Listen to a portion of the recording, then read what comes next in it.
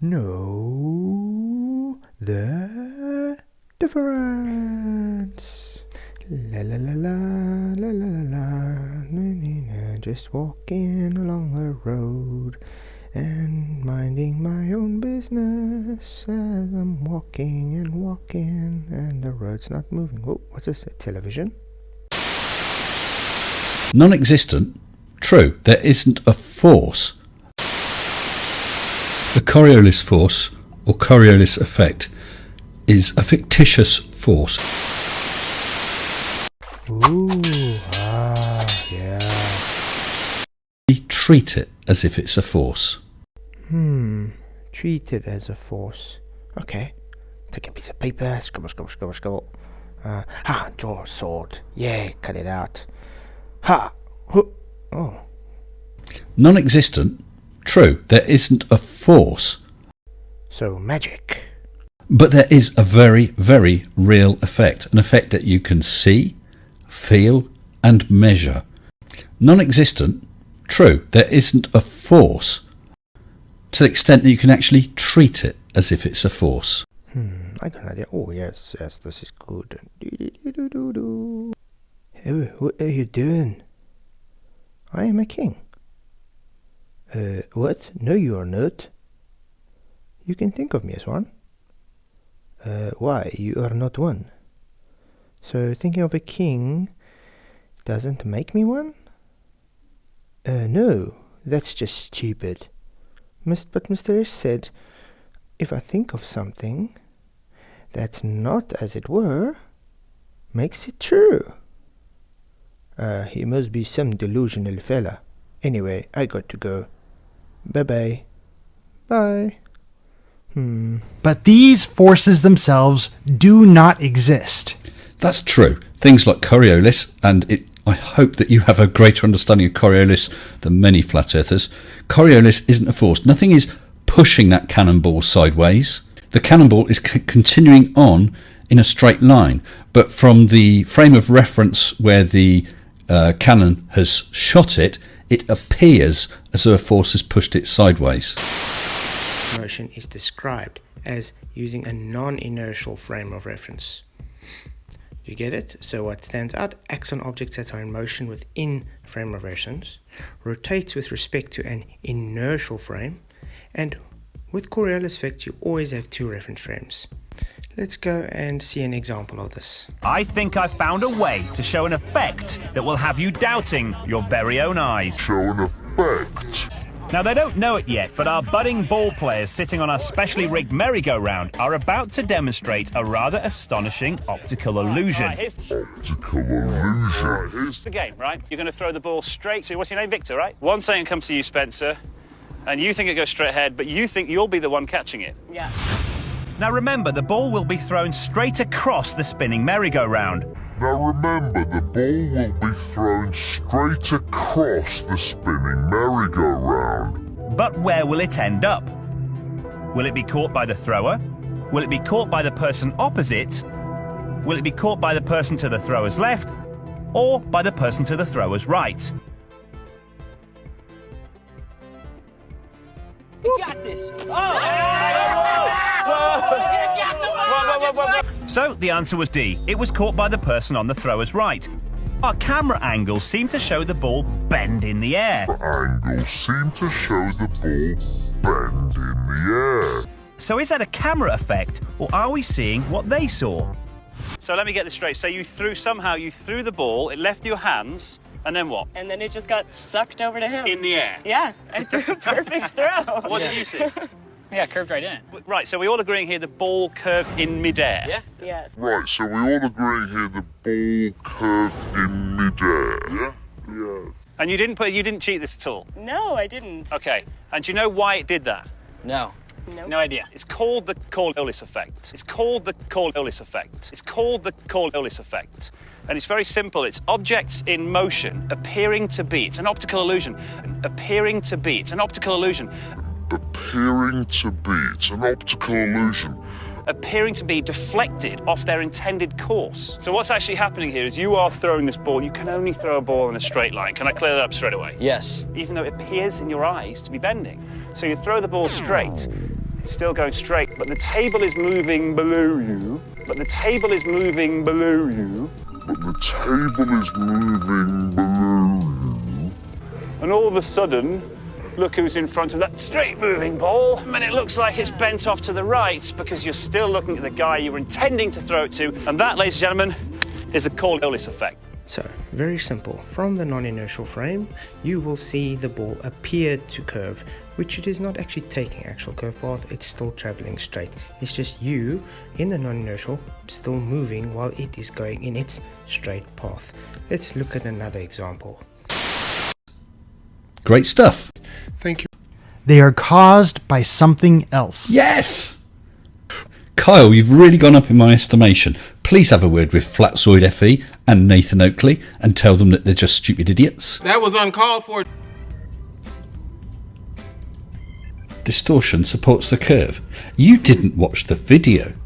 Yes, it's a narrow lens camera. It's a non-distorting lens, but even a non-distorting lens will have some distortion. I was honest enough to show that distortion. And yes, that distortion, as you would know if you actually watched my video, helped prove that the curve that was apparent was real. That the curve that was apparent was real. I was honest enough to show that distortion. I'll have to ask my accountant about that.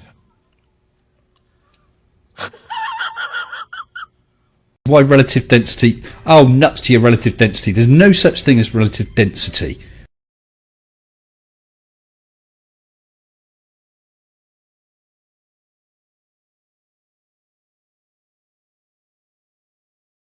There's no such thing as relative density.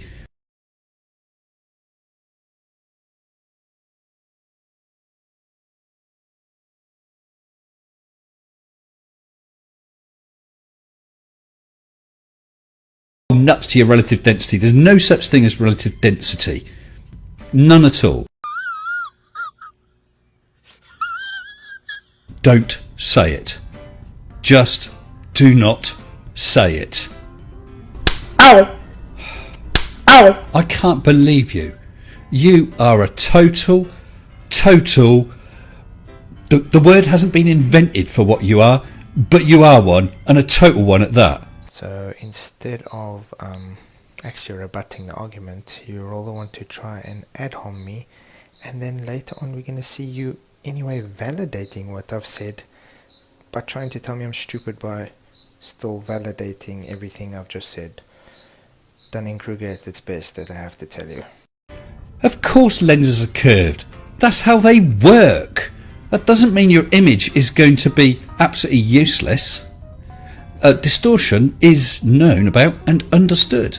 You have a fisheye lens, you've got massive distortion. A wide angle lens, you've got less distortion. Narrow angle, less still. Down to rectilinear lenses, and I believe even they may suffer a slight amount of distortion.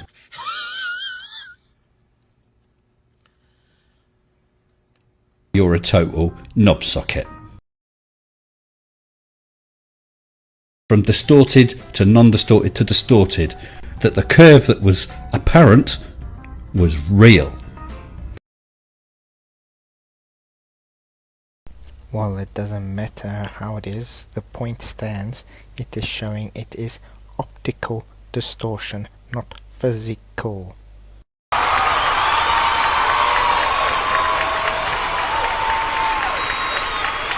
Will I address the non-rotation of Earth as demonstrated? You have not actually demonstrated anything, but from your other video we already know that you don't understand conservation of momentum.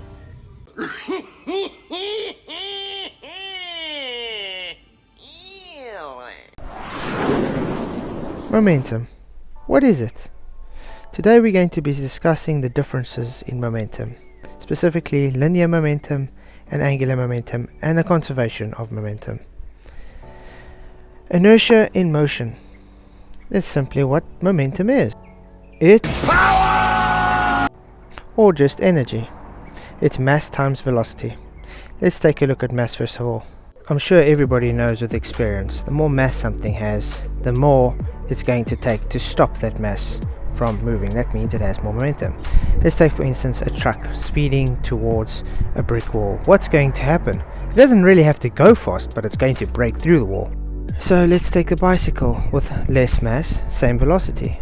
What happened? It hit the wall, and thus it didn't have enough momentum to go through the wall. So now we're going to look at velocity.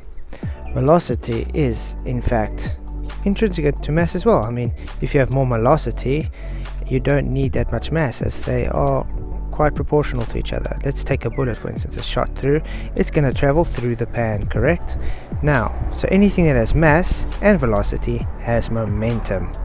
If you had to just take that bullet and throw it at the pan, it's definitely not going to go through the pan because it hasn't got enough velocity. If you want to see the complete version of these videos, they are in my channel. Feel free to get them in the description box. While I'm going to be showing a video of Mr. Sensible trying to explain Coriolis, I'm not going to edit it anyway, but I'll leave commentary afterwards for you. Enjoy.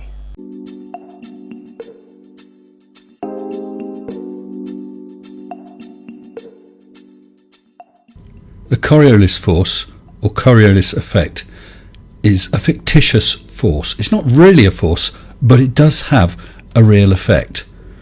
We're going to have a look at it with the aid of this wooden turntable. One way that is greatly misunderstood is that many people think that Coriolis would be the turning of the earth underneath an object above it, like this. That, most emphatically, is not Coriolis. And what's more, it's impossible due to the conservation of momentum, which I think we need to look at now. If we take a tennis ball and just drop it, as expected it goes straight down towards the earth due to gravity. The reason it travels in a straight line is that the ball, the car and the entire earth are all sharing the same momentum, all rotating at the same speed. So let's change the momentum. This time we'll drive the car past at 20 miles an hour as we release the ball and see what happens. Well, that was all very quick, so we'll play it again at a slower speed. As the ball is released, it falls to the ground at the same rate. However, this time it's also got a forward momentum of an additional 20 miles an hour. It tries to maintain that momentum. An object in motion will remain in motion unless acted on by an outside force. In fact, there is an outside force in this case, and that's atmospheric drag. The atmospheric drag is the reason the ball doesn't quite keep up with the hand that dropped it.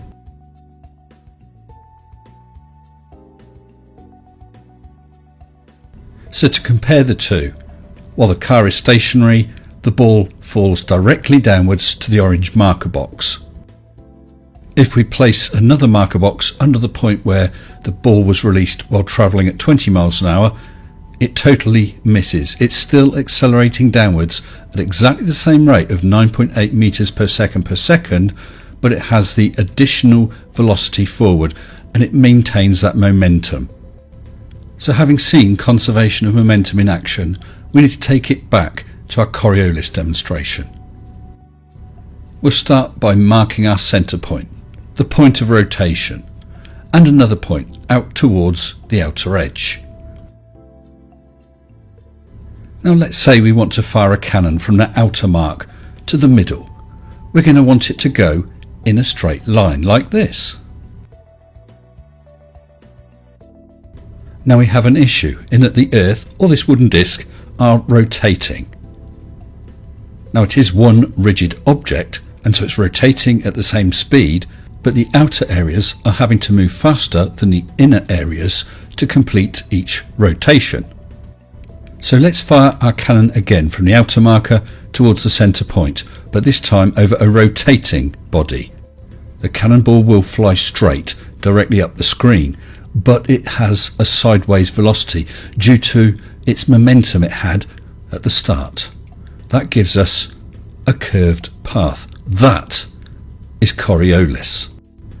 Coriolis is the deflection from a straight path that is apparently seen on a rotating surface when you are moving from an area at one rotational speed to an area at another rotational speed, but while maintaining your initial momentum.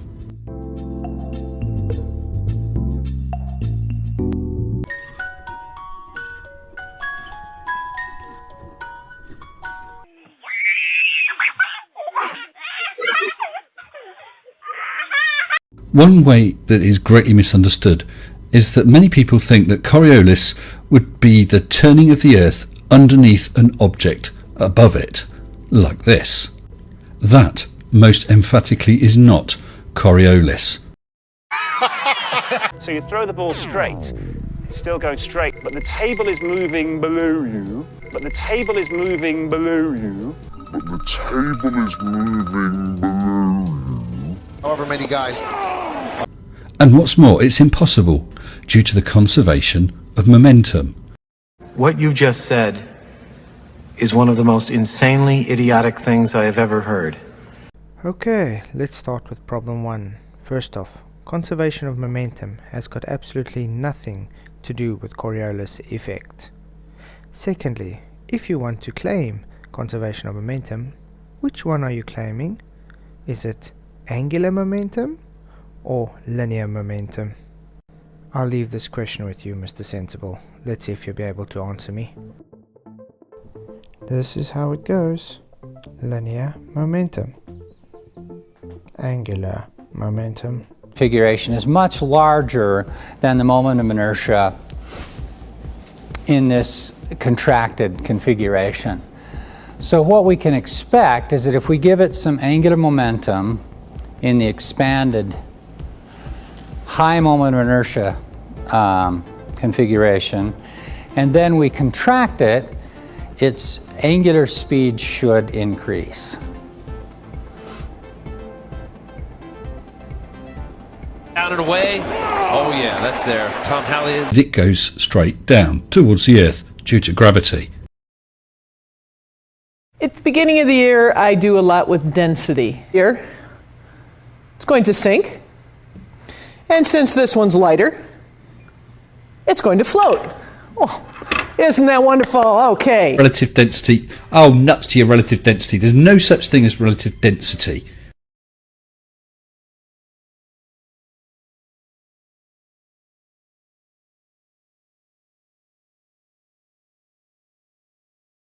There's no such thing as relative density.